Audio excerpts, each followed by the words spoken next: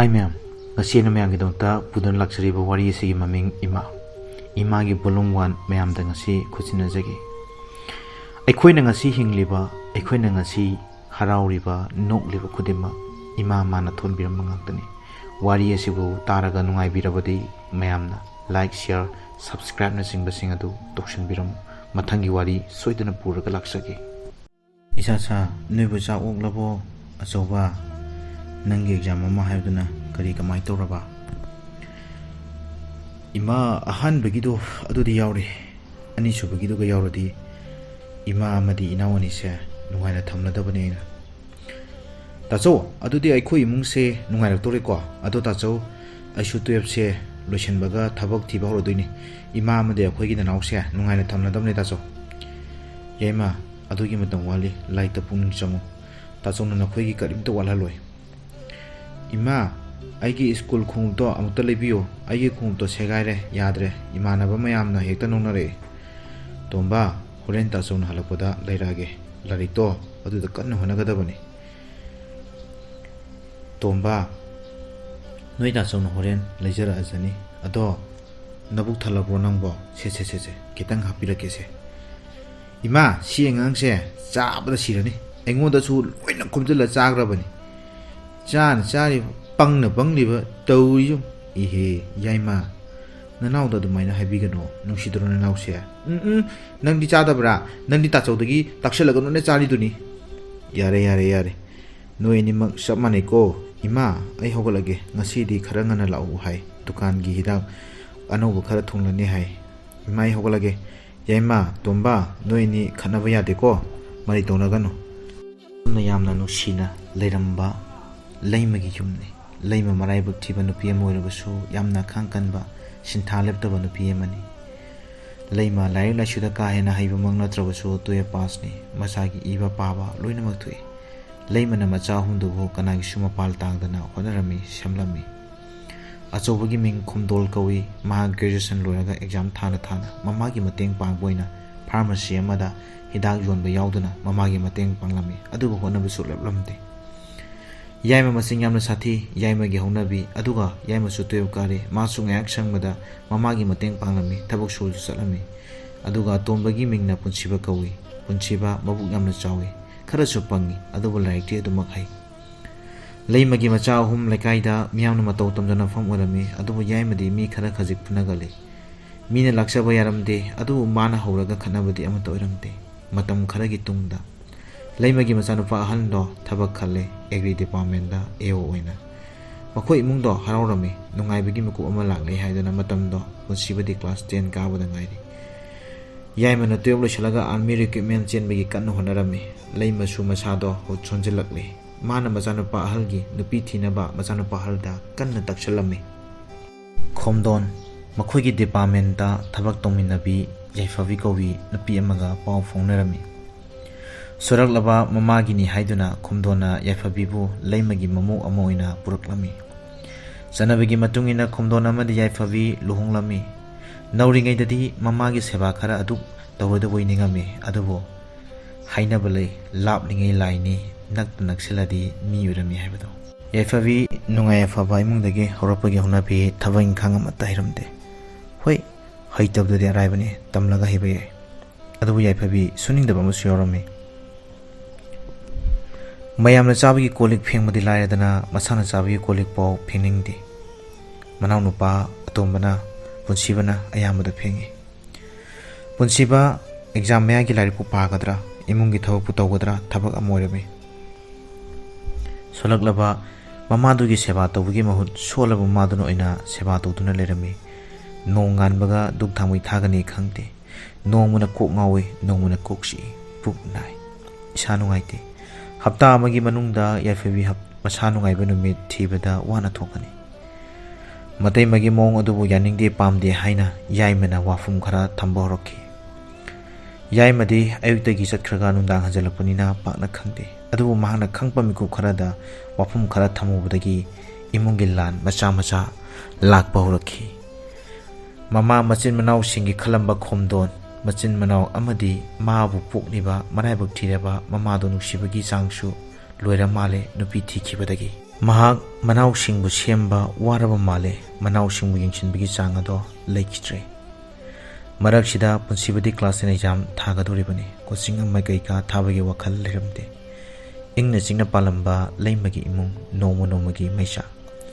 nomagi irang manamani narakpa horoklami komdon magi nupi bu maharani ni haina khankre magi nupi na bu hairabadi awaba leite selgi khande magi nupi na sanana punglang aduga magi hek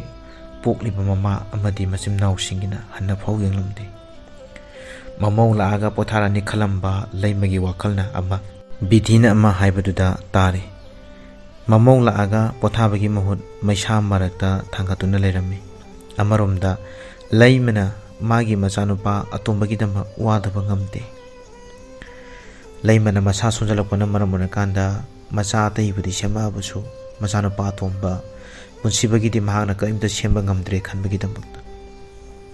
amaromda lairik paraga laijagadaba punsiba thabuk chubasu chatpa horakle mamagi seba tawba horakle mahagna magi machanapa atombagi di wadaba ngamde khomdondi magi nupiga nungaina quarter da laikre imungdo leiba yamna wari khalaba male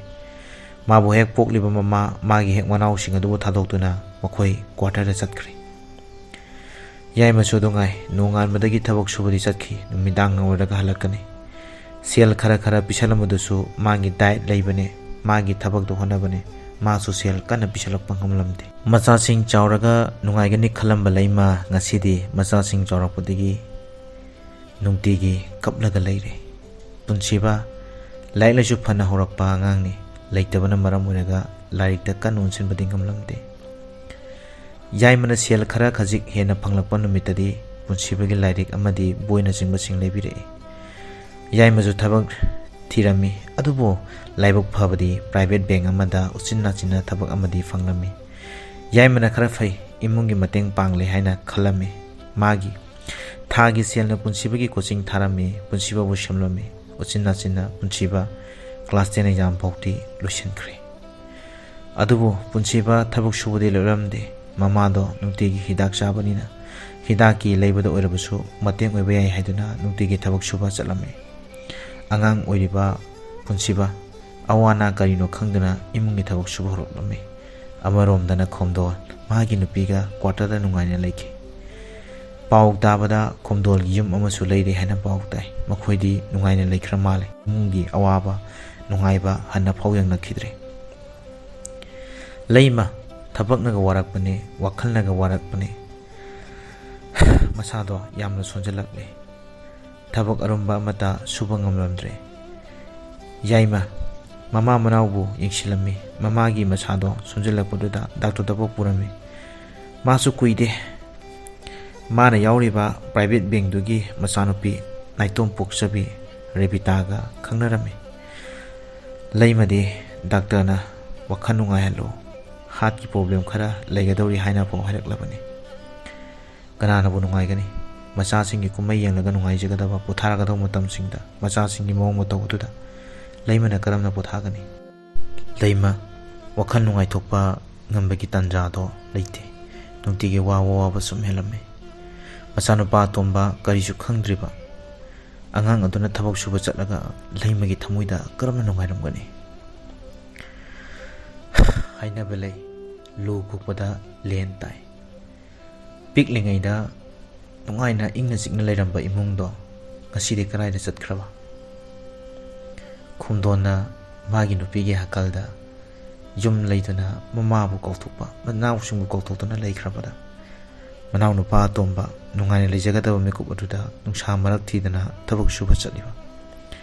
mayam masing se khallubada leimadi nomagi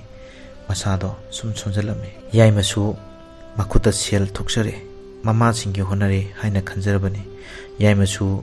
mamagi seba dongnabani haiduna ribitabu seraklame leimasu machagi mamong odubu chanabigi matungina luhongnaba torame luhongbada sel di dakar oi adubu leitraba leimagi imungdadi kari suleramde hingol machet amakhak leibado yonbada tarame bonjon bodonatana upay amata suleramde maramdi mingodagi sen busalle sendoido hunba ngamloi haibagi akiba leimada leirami maduna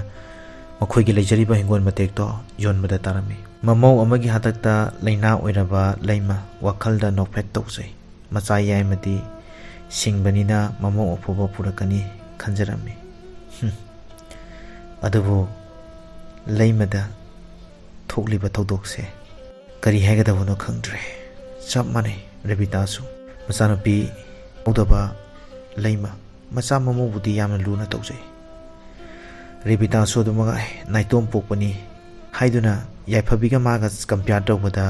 awatpa mata laite amana su hende amana su tade adubu thabu phawdri mapamda yaimasu puduna chatkhre makhoigi macha singase makhoigi mamabu nungsiba amata khangdraba male nupi bu hek thiraba nupi gi manakta nupi na bu haiba noina bu tongna bonarame abu phadriba yaimana mama thadoklaga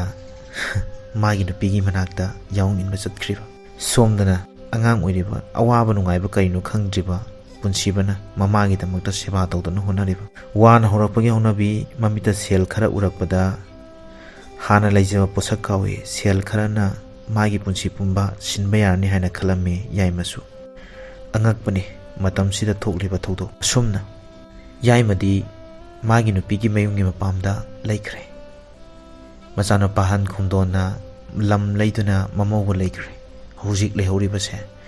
leimaga punsiba gadanga haure punsiba nomagi thabak suba lepa yade khanduna adumak chali ngang adu oibanina